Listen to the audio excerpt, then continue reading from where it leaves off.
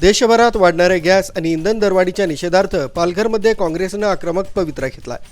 पालघरच्या हुतात्मा चौकात काँग्रेस कार्यकर्त्यांनी अनोख्या पद्धतीनं आंदोलन करत केंद्र सरकारच्या धोरणांचा तीव्र निषेध केला। गॅस सिलेंडरच्या वाढत्या किमतींमुळे सामान्य जनतेचं कंबरडं मोडलं असून सरकारनं तातडीनं दरवाढ मागे घ्यावी अशी मागणी यावेळी करण्यात आली। पालघर शहरात गॅस दरवाढीच्या विरोधात काँग्रेस पक्षानं अनोख्या पद्धतीनं आंदोलन केलं। हुतात्मा चौक इथं गॅस सिलेंडरला हार घालून आणि फुले वाहून केंद्र सरकारच्या धोरणांचा निषेध व्यक्त करण्यात आला।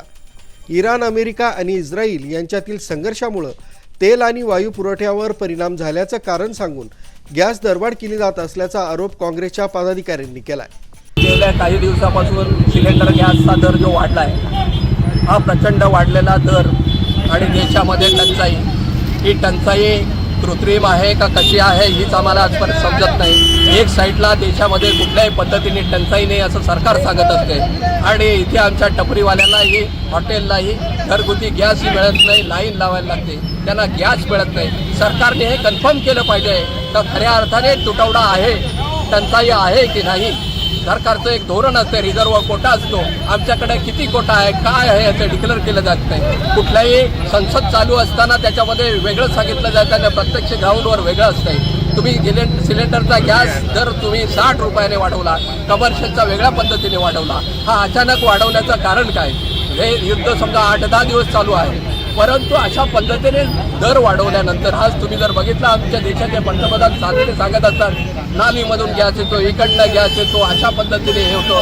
तो हा गॅस कुठे येतो त्यांनी त्यांचा पण चालवला पाहिजे। हा देशाची पॉलिसी, परिणिती, धोरण तुम्ही बघितलं, परराष्ट्रीय धोरण।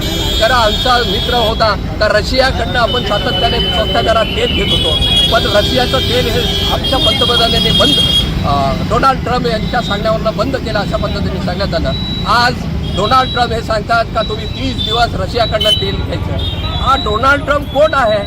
आमचा देश हा चालवणार आहे का? आमच्या देशाचा स्वतंत्र पंतप्रधान आहे, आमच्या देशामध्ये संसद आहे, संसदेमध्ये आमचे परराष्ट्रीय धोरण आहे, आमचा व्यापार आणि वाणिज्याचं खातं वेगळं आहे। हे कोण काय बोलत नाही आणि ह्याचं हे करण्यासाठी जनतेचा रोष आहे। आज तुम्ही जर बघितलं तर लोकांना सिलेंडर मिळत नाही आणि लोक अशी घाबरलेले आहेत। डिझेलची काय टंचाई आहे, डिझेल कशा पद्धतीने एक साईडला संसदेमध्ये सांगितलं जात आहे किंवा सरकारकडनं असं क्लॅरिफिकेशन दिलं जात आहे का तुम्हाला घाबरायचं कारण नाही, पुरेसा साठा आहे। मग पुरेसा साठा आहे तर टंचाई का आहे? या आंदोलनात काँग्रेसचे जिल्हाध्यक्ष, पदाधिकारी आणि कार्यकर्ते मोठ्या संख्येनं सहभागी झाले होते। पंतप्रधान फक्त घोषणा करतात, मात्र जमिनीवर परिस्थिती वेगळीच आहे अशी टीका यावेळी करण्यात आली। गॅस आणि डिझेलच्या टंचाईमुळे लोकांमध्ये घबराटीचं वातावरण असून सरकारने यावर तातडीनं स्पष्टीकरण द्यावं अशी मागणी काँग्रेसनं केली आहे। आरबी न्यूजसाठी मलिक शेख, मोखाडा।